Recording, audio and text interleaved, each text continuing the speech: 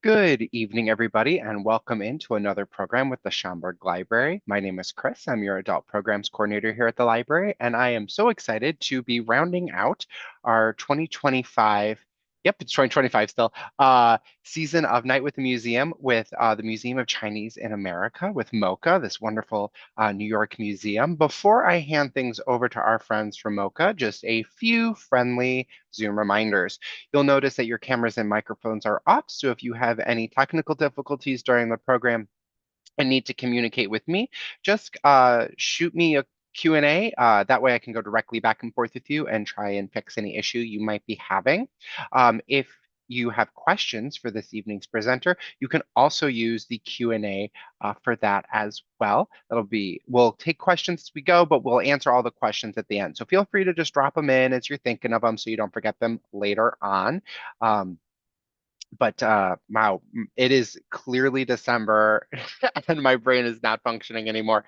We'll take all questions at the end. You'll also notice that Q&A have, not Q&A, closed captions have been enabled for your convenience, and you can turn those on or off using your Zoom toolbar. Now, without further ado, I'd like to introduce Stephanie Zank, who is the Education Associate at the Museum of Chinese in America, and she's joined by one of her colleagues, Pascal. Stephanie has been teaching in museums since 2015. She loves reading library books and trying new snacks, which I agree, trying new snacks is one of the best hobbies one can have. She now lives in New York City after stints teaching English in Taipei, Taiwan, Seoul, and Seoul, South Korea. I understand how that's written. Oof. I'm gonna go off camera and take a breather. Everyone, please enjoy Stephanie and Pascal and this wonderful presentation from Mocha. Hi, everyone. Thank you so much for joining us today. Welcome virtually to MoCA, the Museum of Chinese in America. And down here is written in simplified Chinese. I speak Mandarin somewhat, so I'll do my best. 欢迎你来到美国花园博物馆, which is our museum's name in Mandarin. Well, it says the same thing. Welcome to MoCA. With me today is also Pascal, who's on camera right now and smiling at everyone. Pascal's new on our education team, so he's mostly here to watch the program. So please ask me really great questions so that either I look smart or Pascal learns the answers. We'll figure out which one. And Pascal, if you want to go off camera for now, that is totally fine. Yeah, I'll stay on camera. So, MoCA, the Museum of Chinese in America, is in the Manhattan Chinatown. This is our front door. We're at 215 Center Street. And well, I know folks are with the Chicago area, but let me see. I think I have a poll up. I should be able to launch that. If you don't mind letting us know if you've ever been to the Museum of Chinese in America, maybe more than once, maybe once, you don't remember, that happens a lot, or if you've been to the Manhattan, New York City, Chinatown, and I'll give folks a minute or two.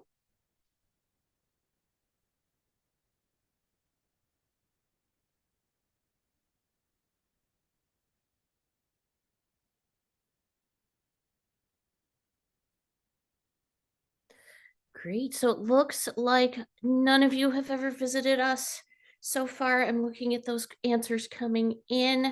I'll just give everyone like 5 more seconds. 3, 2, 1, and I'll just end that poll.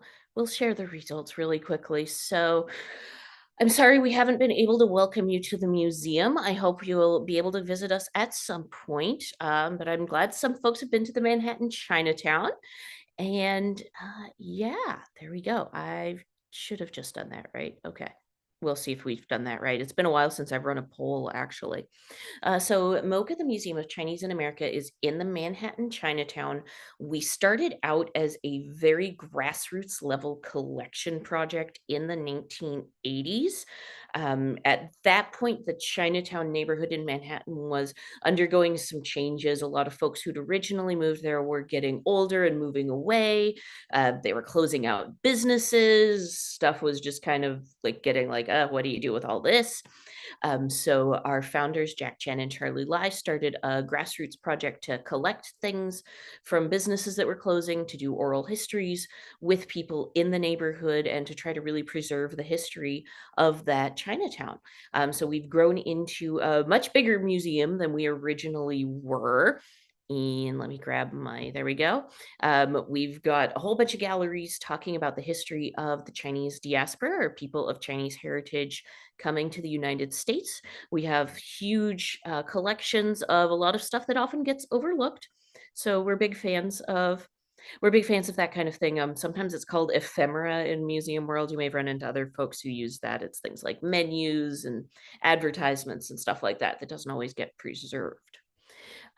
We also have fun stuff like this opera costume, over 100 years old, and a lion dance costume. If you were thinking it was a dragon, that's very common. It's not, it's a lion. They're shorter and their faces are more like a squashed dog, but very common, very common, what's the word? Very common mistake. I don't want to say mistake, but very common thought that it's a dragon, not a lion. It's a lion. Now you know. And what we are going to be talking about today specifically are Kenneth and Hazel and their stories. So both of these are real people. Some of you might have heard of Hazel. Kenneth, maybe not. Kenneth Eng was a Chinese immigrant in the 1930s. So he goes through some things that should be pretty interesting. Hopefully, we can talk a little bit about some overlooked parts of US history, especially in regards to like immigration law. And then Hazel Ying Lee was a Chinese American woman. So she was born in the United States and she flew for the US military during World War II. So we'll talk a little bit about her story as well. So, just setting some vocab, where I'm going to use the word immigration and immigrant a lot. So, who is an immigrant? We usually use the definition of a person who's going to be moving from one country to live and work in another country permanently, or at least with the idea that it's permanent life changes. We've all had things happen that we were not expecting. But the idea with that person is that I am changing countries, I am moving to this new country. That is where my life is now. And we'll talk a little bit about push factors. So, those are going to be things that make you say, I need to get out of here. I need to leave this country. Some very common ones are going to be things like religious persecution, war or other conflicts, natural disasters, famine, bad economic opportunities, political issues, things like that. You go, don't like this, need to go. A pull factor then is what it sounds like. You're being pulled. It's a thing that's pulling you or attracting you to come to a new place. So that could be religious freedom, economic opportunities, better political situation, education. You already have family there. That's actually a really common one that doesn't always get mentioned. But the thing that makes you say, I'm going there. So we'll be talking a little bit about this, especially with Kenneth. And one very important thing to know about in the United States are some of the immigration processing centers. So, folks have probably heard of Ellis Island. You can put that in the chat, yes or no, if you've heard of Ellis Island, and I'll see how those go by if people want to respond. But Ellis Island is really familiar to those of us who live in New York City. It's in the New York City harbor, so you can see the Statue of Liberty as you're coming in. And it was a very big immigration processing center. So it was open between 1892 and 1954. 12 million immigrants went through Ellis Island, mostly folks who are from somewhere in Europe. And for most of those people, they're on Ellis Island for a couple of hours. There are exceptions. Some people are held overnight. There are people who've got complicated situations, but your regular person coming off of a ship on Ellis Island is waiting a couple of hours and then they are through. Now, an issue for folks from China as well as East Asia. If we're looking at a map, if you're getting on a boat here and you are crossing the Pacific, it is kind of a pain to go all the way down here or, okay, through the Panama Canal to go to Ellis Island to get processed. So most folks are going to go to Angel Island. Now, if you want, you can put in the chat if you've heard of Angel Island. We can do a yes or a no. But Angel Island is going to be in San Francisco. So I see a yes for Ellis and a no for Angel. That's pretty common. Angel Island is much smaller. It's in the San Francisco Bay. It's actually quite close to Alcatraz, and it was open for about 30 years between 1910 and 1940. It processed 1 million immigrants, people coming mostly from East Asia as well as Russia. Over almost 200,000 of those are Chinese. For Chinese immigrants, particularly, it had an average wait time of 2 weeks to 6 months that you're going to stay there. So, not hours, weeks to months. And that's especially for Chinese. Some Japanese immigrants as well. Some Japanese immigrants were a bit shorter, depends on the time period and how and why they're coming. So, we are going to talk a little bit about why the wait time on Angel Island is so long for Chinese immigrants. And we're going to take a look at one specific person, and his name is Kenneth. So, this is Kenneth, real person. We learned about his story from some interviews he did with the Angel Island Foundation. So they collect the stories of folks who went through Angel Island as immigrants. And then he also, he did not speak with us. His children spoke with us and shared some of his documents. So we're really lucky to have those. So in this photo, Kenneth is about 16 years old. This is 1938. And Kenneth is 16. This is his stepmother. So Kenneth's mom had passed when he was quite young. His dad had remarried. No evil stepmother Cinderella nonsense here. They were very close. His stepmother is a very caring woman. These are his two half siblings. You might notice dad is not in this photo. Unfortunately, when Kenneth was about 7, I think, his dad passed away in a boating accident. So she's raising 3 kids. This is the late 1930s. There is a lot of military conflict going on in China at the time. So there's some of those push factors. She's a single mom. It's hard to raise 3 kids, and these two are not old enough to work. Kenneth is 16. He's a little older. So a push factor is some economic issues, some conflict. Kenneth and his stepmom decide that, he's the man of the house. He's 16. He's a nice big fellow. He is going to move to the United States. He has an uncle there. He's going to try to get a job and he's going to send money home. She's going to leave the city. They were living in a coastal city. She's going to go back to the country where she's from, which is a little farther away from the conflict. Brief aside, the Japanese military was invading, taking over different parts of China around this time. So a lot of people were moving. There was a lot of concern about military conflict. So she's going to take the 2 younger kids back to her hometown. That's a little bit of a smaller town, not as close to the coast, not as close to where the conflict is. So he's got some push factors and some pull factors. He's also got a problem. I'm going to show this. Now, this is from 1886, but this shows a very common opinion of Chinese immigrants from the 1880s through the 1900s. And, well, let me ask everyone, would you say this looks like a positive portrayal of people of Chinese heritage or a negative portrayal? You can share in the chat. Good, bad, positive, negative, up to you.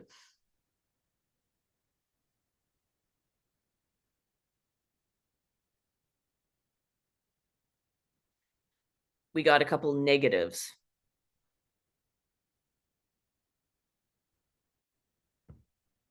Yep. And some folks are noticing there's some racism here.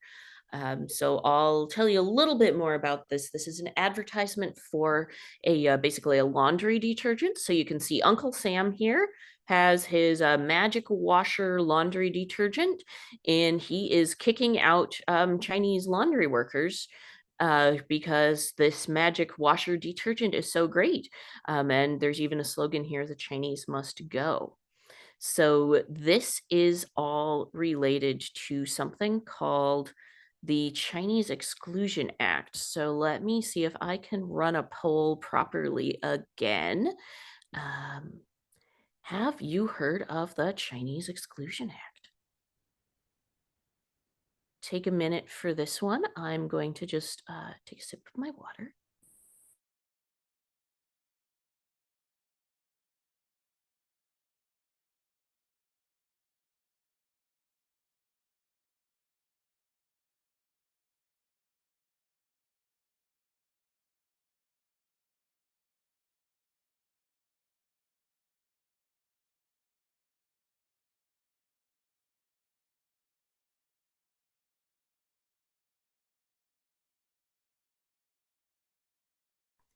Okay, I'll give folks another moment or two.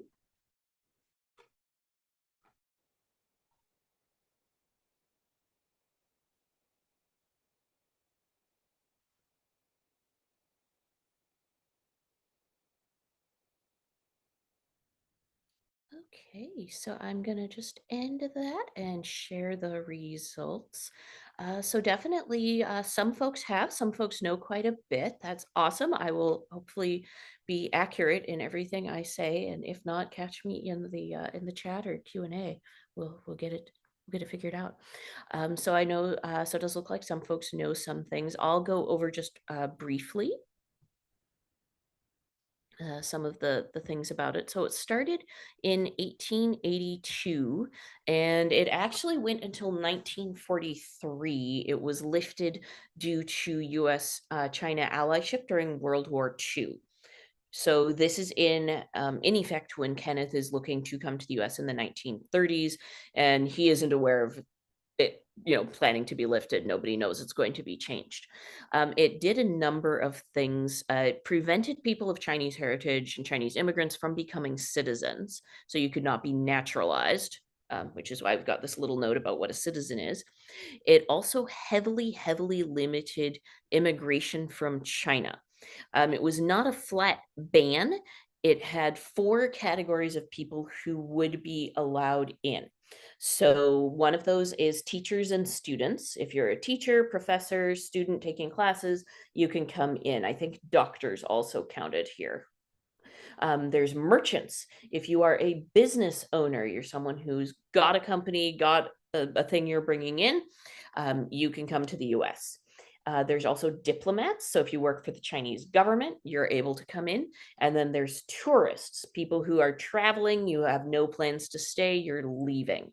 Now, the people who are left out of this are going to be your regular working class people, folks who are coming to the US to get a job, folks who are coming maybe not as a business owner, but someone who's trying to partake in the economic life of the country. So this is the very first major immigration law. Prior to this, there was not a ton of stuff. It was a lot up to just like, do you have enough money? Are you sick? Are you healthy? But this was a specific ban on most Chinese immigration, and it really impacted the numbers of people of Chinese heritage in the US. Now, people are still coming, but often they're having to be, I'm going to flip through that, they're often having to be what's called a paper son. So, paper sons, some people bring up, is it like adoption? Yeah, kind of. If someone is a paper son, which is what Kenneth had to do, they are taking on a new identity. They're getting contacted with someone who's got that exempted category. So, like a merchant or someone who's got some kind of a status where they can sponsor in family members. So, you own a tea shop, you can bring in your family. You've got some connections, you've got a cousin whose kid wants to move to the US, you say, "Yeah, sure." You figure out all the connections and you bring in your cousin's kid as your kid. and just say, yep, this is my son. So that is what Kenneth was having to do. He had to get connected with someone who could sponsor him, and he had to figure out how to get to the US. So he took on this identity of being Ang Nui Ton, who was the son of a native citizen. So he was actually being sponsored by someone who was claiming to be US born, and he had to go through all kinds of stuff. And these are some of his documents from his family. He actually had a number on this list of passengers, so he had to be able to um, give this to the immigration inspector. And then he had to go through a couple of things. So this is one of the first ones. This is a medical exam, all done together and quite invasive. A lot of people who've been interviewed about going through Angel Island said they were. It was very uncomfortable. They were checking all kinds of things in this big room, and everyone together. Kenneth actually was discovered to have malaria when that happened. So he ended up at the hospital, and he said later that was kind of a benefit because the hospital was slightly more comfortable place to stay. He was there for a couple of weeks. If he had not had malaria, he would be going here. These are the barracks at Angel Island. These are restored barracks for folks who were coming in as from China, or as Chinese immigrants who are going to be in Angel Island for quite a while, because I'll go through there. They are all going to be interrogated. See, the US government knows they're these paper sons. The numbers of people are just like not matching up. Things are a little weird. So Angel Island gets opened in order to be a processing station specifically for Chinese immigrants, although it's certainly processing other people. So Kenneth, and all of the other folks on his ship are going to be interrogated for who they are. And they're going to get asked all kinds of questions. So some examples that we have are things like, um, where does your mother keep extra rice? What's the floor made of in your neighbor's living room? How many steps does it take to get from your front door to the village well? Is there a river near your village? Which direction does it flow? Is there a gate around is there a wall around your village? What does the words above your gate say? Who are the teachers in the school? Very, very detailed questions. The immigration officials are trying to find these paper sons. So, what do you do? If you can read Chinese, you'll know what we do. Actually, this is very handwriting-y, so if you can, I mean, feel free to let me know in the chat if you can read this, because I actually don't know exactly what this page says, but this is called a coaching book. And a few years ago, we had just a great time with a school class. I think they'd read a book recently where someone had hidden papers or gotten rid of like papers that were questionable by burning them in acid or something like that. So there aren't actually a lot of these coaching books around because they're your cheat sheet. Your paper family that's sponsoring you for entry into the US is going to give you this, and it's going to have all of those answers: family tree, who everyone is, how old they are, what your house looks like, who else lives there, everything, just all of those little tiny details, so that you will be able to convincingly pass for a member of their family. These interrogation questions got so detailed and so specific that actually people who were legitimately joining their family, had to do these coaching books because those questions were so specific. An immigration official once asked his two kids, and neither of them got all the answers. He was like, "Wait, I know you're my kids. I saw you come out." Um, so it was really, really specific. Now, as I said, there aren't that many of these coaching books around because they were a little incriminating. So people did often get rid of them. Probably not by dissolving them in acid, although that school group was really into that idea. More likely, you dumped them off the side or ripped them up. So one thing you could even do that was even more fun, sometimes the questions would change. People would find out once you were on Angel Island, and your family members, your paper family members, might show up with a big basket of fruit. And you need to look at your fruit really carefully, because inside that banana there might just be another new map to the village that's going to help you in your interrogation. So Kenneth has to go through this. He's going through multiple interrogations because he's not himself. He's claiming he's joining his dad. His dad passed away 9 years ago. What do we think? You can tell me in the chat. Do you think Kenneth did all his studying, got all his coaching book done, and passed through Angel Island to get to the US? You can give me a yes or a no. Or I have no idea. That's also acceptable. We have a yes. Okay, we're feeling good about Kenneth. We have another yes. We're feeling positive on Kenneth. I think so. He looks like a nice young fellow.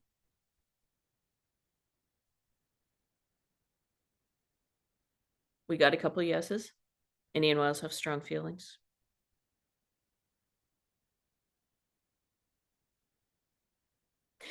Maybe the fact that we've talked to his kids gives it away, actually. Yes, he did make it through. So he had a certificate of identity. So this is who he is, what he looks like. He's being said he's the son of a native. He's not actually, right? This is his paper family. And he ends up joining his actual uncle. The problem was his actual uncle was, I think, working in a restaurant, and that didn't give him status to sponsor anybody. But a lot of people who were paper sons did, were actually like joining someone else. They had other things as their end goal. So Kenneth started working with his uncle in the restaurant. He ended up going to school in English, and because he was still learning English, he got put in second grade as a teenager. He said the desks are way too small. It was really uncomfortable. He ended up actually getting interested in radios and broadcasting. And as an adult, he opened up Ken's Radio and TV. He wasn't in San Francisco. He was somewhere outside, and I would have to actually look that up. Sorry, I forget which city he was in. But he opened a radio and then TV shop, and his kids remembered that he always had the best TVs because he was selling them. So they always had the greatest and latest TVs, and everyone would come to their house for the big sports games and TV presentations. He was a really cheerful guy. Had, I think, 2 kids. Got married, had 2 kids. Loved eating out restaurants, fishing, chatty. Really a popular fellow. And none of them knew he'd gone through Angel Island until they went on a family trip to Angel Island in the early 2000s. And all of a sudden, Grandpa starts talking about how he'd been there. And everyone was like, whoa, we never knew this. So he was willing to speak with the Angel Island Immigration Foundation, as well as then sharing some of his stories with his kids. And we were lucky enough to get some of those items. He has since passed, but his kids have been really great about sharing his story and again, scans of some of those things. Now we'll switch to our second person a little bit. What do you notice about gender in this picture? You can share in the chat if you notice who's in this picture and who's not.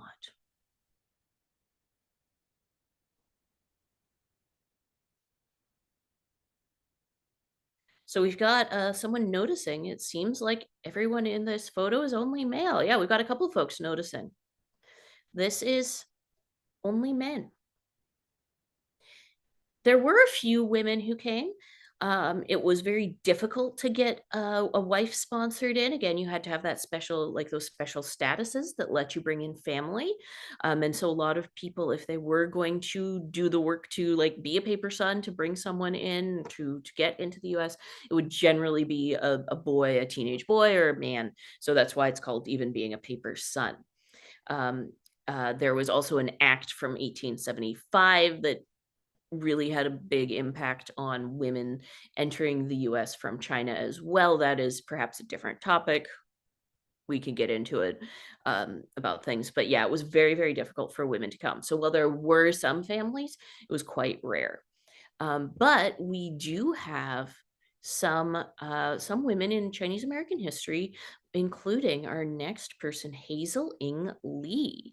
So Hazel was Chinese American. She was born in Portland, Oregon. I believe her parents were immigrants. Her dad was a store owner, I think, and that would have gotten him the status where he was able to bring in his wife. And she had quite a family. This is Hazel. I believe she ended up saying she had 11 brothers and sisters or 10 brothers and sisters. I'm seeing 1, 2, 3, 4, 5, 6, 7, 8. I'm seeing 8 in this photo. So big family. But she was really well known to have a big personality. She was loud. She demanded attention, right? She was very much someone who was quite a spitfire. She sounds like a fantastic person. I would have loved to have met her. And when she was in her early 20s, she went to a fair where someone was doing like piloting tricks. And she was like, this is amazing. I have to learn to fly. So she up and became a pilot on her own. She was, by all accounts, a very good pilot. And during World War II, some of you might be familiar with this. There was a lot of interest and a lot of need to have women become more involved. Now, interestingly, the Air Force wasn't advertising as much. This is the WACS, the Women's Army Corps, and then the oh, I forget which one they are, but the Marines. So they're really advertising heavily for women to sign up. The group that Hazel joined is a group, this young lady is part of the WASPs. So they're the Women's Air Force Service Pilots. They were founded in 1943. And Hazel signed up along with Maggie G. They were the only 2 Chinese American women who were part of this Air Force Service Pilots group. This is Fifi Nella, their mascot. And these women, the WASPs, were not allowed to be in any kind of active combat. They were doing quite a number of other things. They were training male pilots, so they were all very good pilots. They had to have a certain number of hours flying. They were testing new planes, so making sure nothing was wrong. They were also flying the planes to different like Air Force bases. So from the manufacturing, which was all in the center of the country to protect it from invasion, they were flying to different places so that those planes could be sent to the front. So they were very, very useful. They were really taking a lot of those types of jobs away from male pilots so that those men could then be in active combat. So Hazel, along with many other women. Now we have a little clip of a video, though. Oh yeah, I got time for this.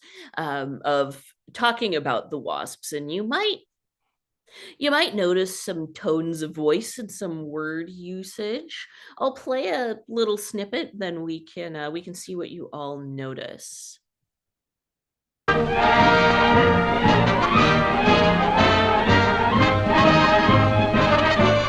This is Texas, cradle of our Army's Air Force. This is an AAF field, too.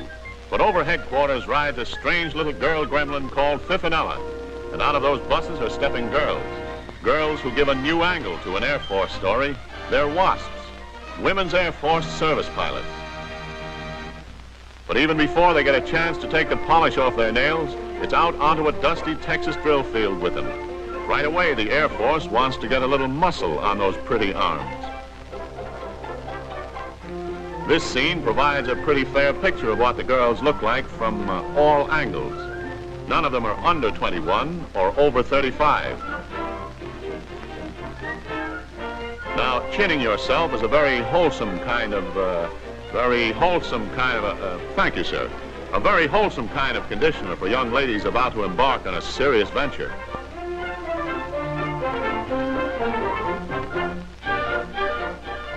It doesn't make much difference how they get you up. 6 a.m. at Avenger Field is no more pleasant or exciting than anywhere else. It's merely the beginning of another non-ladylike day of grind and GI study, which won't end until long after the Texas sun has set. Well, that's always a joy to watch right here. Anything anyone notice about language or about the tone with which these women were treated? Feel free to share in the chat if you've observed anything.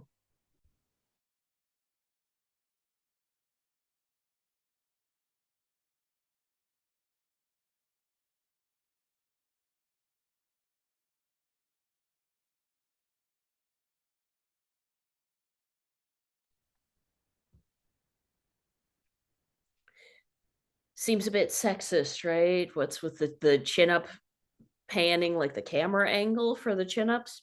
What was up with that? They were talking about the not ladylike. There's a lot of references to girls, but then they're talking about how they're, they're over 21 and under 35. I mean, I suppose you could say you're a girl, but these are adult women.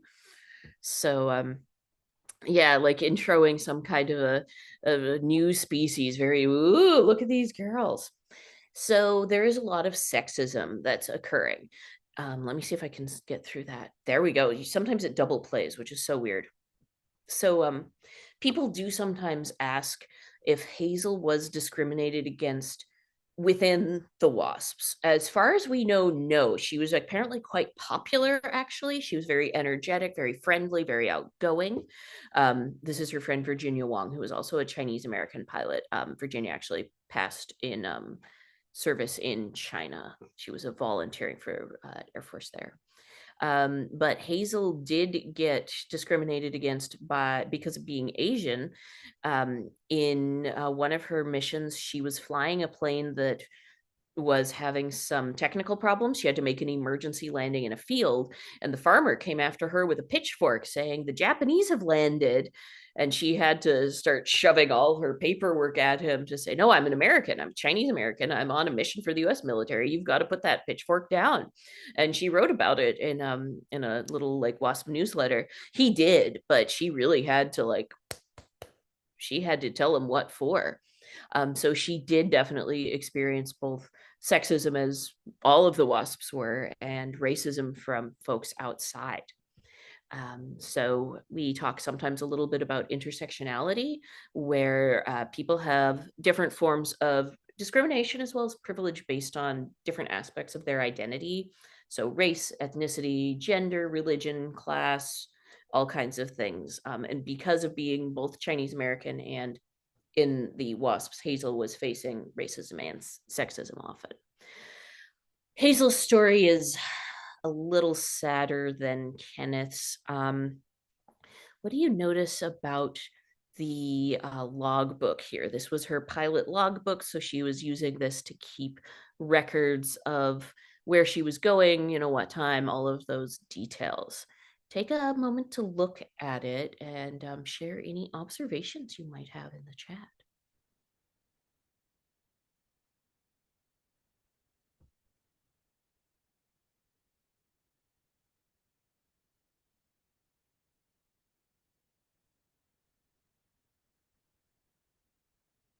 So we've got someone noticing it's burnt.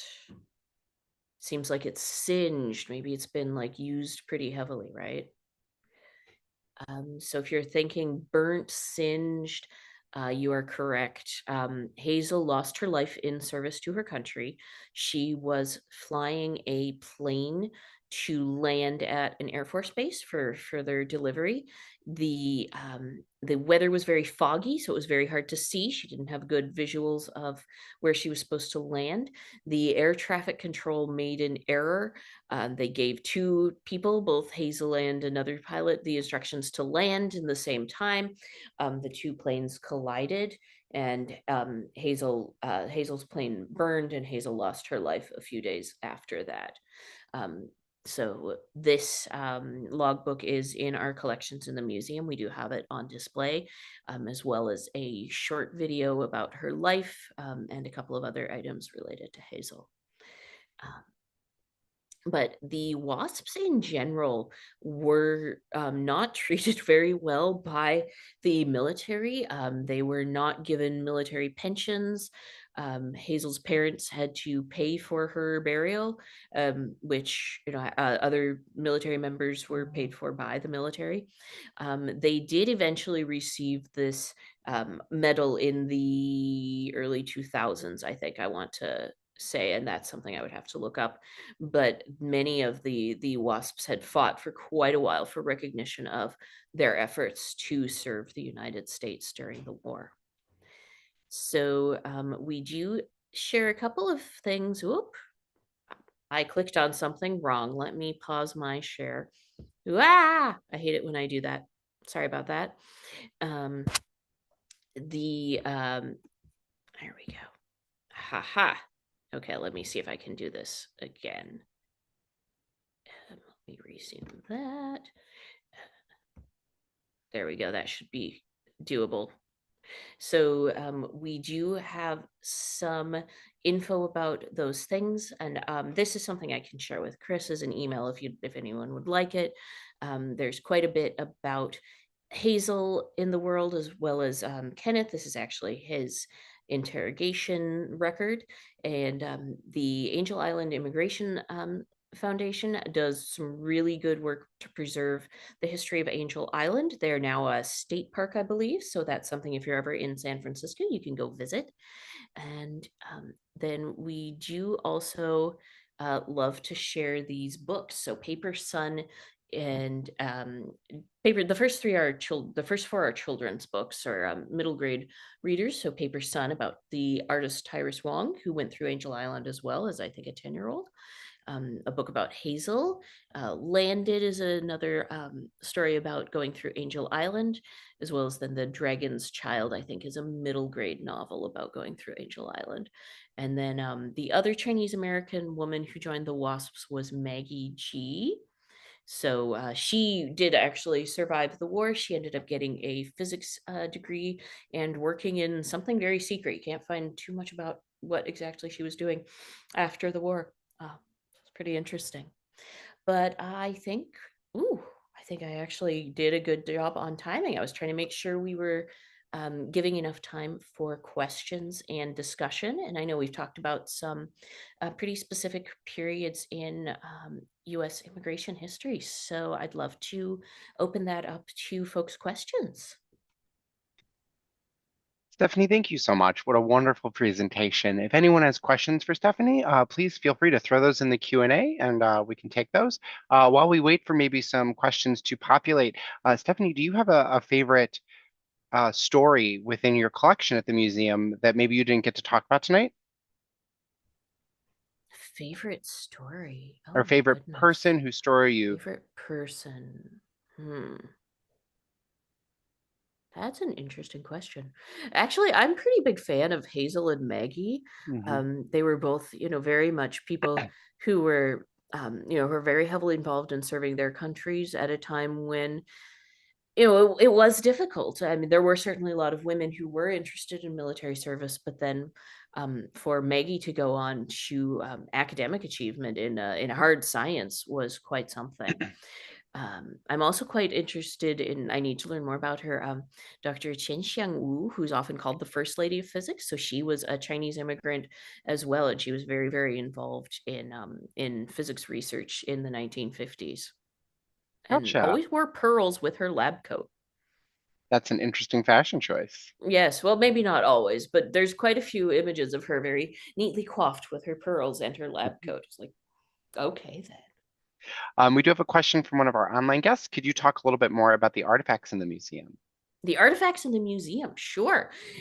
So let me actually go back to some of our early slides.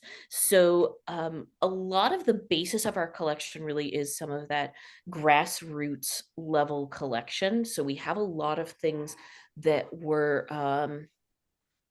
hmm, I'm told some people say I shouldn't say dumpster diving. There were often a lot of things that were being thrown out. So stores that were closing or places that were, that were no longer going to be in business, and a lot of our early collections come from the efforts of staff simply to go, wait, these are valuable. So one of my favorite categories of things in the museum is actually restaurant menus. A lot of restaurants have changed their menus over the years, and we've been able to get a lot of those in our collection. I don't think I have an image of that section of the museum here, but you can see so many interesting things like the dishes that were being offered at different times, how those dishes are being explained, the pricing. that part's annoying because there's a lot of stuff that's like 50 cents, 75 cents. I'm like, oh my goodness, in New York City these days. But we have a lot of our basis is that type of collection as well as then donations. So a lot of families have very generously donated, like decades of family photos and spoken with us about those. So everything in the museum is very much coming out of those types of things, of collection from the neighborhood as well as then collection from families and folks who are part of the Chinese American community who've been willing to share their stories and their personal backgrounds with us. Wonderful. Online question. Did Kenneth send money home and did he bring any of his family members from China to the US? Yes, and kind of. So Kenneth was able to help support his family in China. He was actually, we don't have a record of him sponsoring his younger brother and sister, but they did end up joining him, I believe, under other types of visas. After the Exclusion Act was lifted in 1943, it was replaced with a quota of 105 immigrants from China annually. Yes, 105. I didn't miss any zeros. But then there were other groups as well. So people who were refugees from the war, people who were part of other certain groups. And so, as far as I'm aware, his brother and his sister came in under other categories a bit later, I think in the 1960s. His stepmother, unfortunately, was never able to join him. She passed in China. I don't have a date for that. So his younger siblings were able to join him, but as far as I'm aware, he didn't sponsor them. They came in other ways. Mhm. Um, is there a frequently asked question by visitors on tours? One that's more easy to answer. Stephanie and I were talking before about what are the questions people ask to stump the tour guide, but is there a frequently asked question that you get as a museum educator? I think the biggest one is when we're talking about the Chinese Exclusion Act and then how the interrogations at Angel Island worked. A lot of people ask, well, wait, so how do the interrogators know the answer? Because they're asking these very specific questions. What color is the lamp by your dad's bed, and what's the this and the that's, is very detailed things about the people around you. They're cross-referencing. If you've been sponsored by someone, if you're saying, yes, I'm Bob Jong and I'm joining my dad Ken Jong, they're going to ask you and they're going to ask the guy you saying is your dad the same questions, and those need to match. They would sometimes even do a thing, and this feels very unfair under the circumstances. They would give people photos of like 4 or 5 men and say, okay, which one's your dad? Well, if folks have done other like immigration histories, I'm sure lots of people have heard stories where like, grandpa moved to the US and didn't come home for 10 years. So you haven't seen dad for 10 years because he's been off working his rear end off trying to send money home. Even if he is really your dad, are you going to recognize him in a photo after 10 years? That one always, I don't know. I feel like that one's very unfair. Like, Hmm. I probably wouldn't have been able to get that one right either under those kinds of circumstances. Yeah. But that is something that comes up quite a bit, as a question about like how those interrogations were working functionally. And no, it makes sense, right? Like most Hmm. of these people working in immigration have never been to all these little villages in China. How are they going to know who lives in the third house to your east? Hmm. If someone failed the test, would they be sent back? Default, yes. You could petition to be re-examined. So there are stories, and some of the people who stayed on Angel Island the longest had people advocating for them who were in the US. So there's one woman who was on Angel Island for over 2 years, and she was trying to join her husband. Now, he was part of a relatively wealthy merchant group, so they had money to keep petitioning. No, she's really trying to join her husband. Let's, try this again, do this again. And that's part of why she stayed for so long, is because she kept having to be like re-examined, repetitioning. She did eventually make it through, but it was, oh my goodness, that was quite a process. So Yes, you would be normally be sent back, but some people did have someone advocating for them or did have the ability to advocate to say, hey, no, wait, let's do this again. Come on. Mhm. So based off of all that, does that mean it would have been easier to come in from Ellis Island than Angel Island? If you're not Chinese, yes. um, the Exclusion Act, this is all about being someone who is from China or someone who is of Chinese heritage who's trying to come in. So if you're Chinese and you're trying to come in Ellis Island, or you're trying to come in overland from Canada or from Mexico, which was also something people were doing, you would still be subject to this process. If you're coming from Europe, if you're a European immigrant, it's much, much easier. Yes. We often work with the folks at Ellis Island, and yeah, their records are the average person is taking a couple of hours. People are mostly being detained for longer, having issues if there's suspicion that they're ill in some way, if there's suspicion that they're going to become a burden to the state. I think there's a few women who like were divorced, and there was question about their moral. But for the most part, if you are someone coming in as a European immigrant, you're getting processed, you're getting looked at in pretty big groups, you're getting spoken to briefly, and you're on your way. Wonderful. Well, I'm not seeing any other questions, so if we can wrap with just one final question I ask this of all my speakers, um, what is something uh, that since working with Mocha and the stories that you teach and the new artifacts you get every day, what's something about the stories that your museum tells that's changed the way you interact with the world? The way I interact with the world. Oh, that's a good question.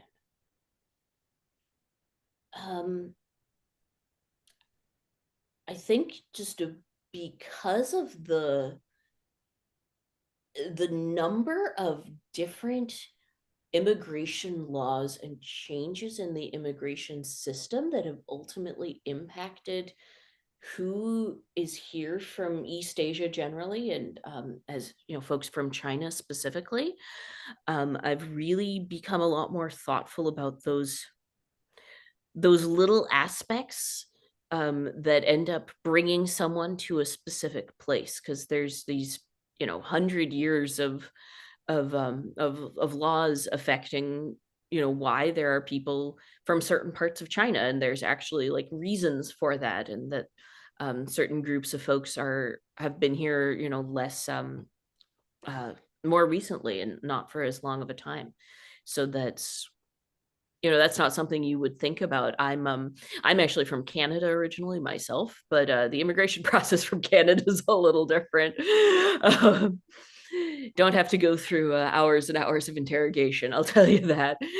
So it's made me a lot more thoughtful about the way that those laws echo over time and really affect individuals now, even if it's not something maybe even that person would be aware of. I don't know if that makes any sense. That's No, I such a think good it question. I Wow. think it does. Thank you. Well, Stephanie, Mhm. thank you so much for joining us this evening. And Pascal, thank you for being with us as well. Everybody, thank you so much for joining us for our final night with the Museum of 2025. We'll be back with this. We're not stopping in 2026. Our first museum we'll be visiting is the Birmingham Civil Rights Institute. They'll be with us on Tuesday, January 20th from 7 to 8 p.m. In celebration of Martin Luther King Jr. Day, which will have just been the day before. So make sure that registration is live on our website now. You can head over to schaumburglibrary.org/events and register for that now. And we hope to see you then. And until then, everybody have a wonderful holiday season.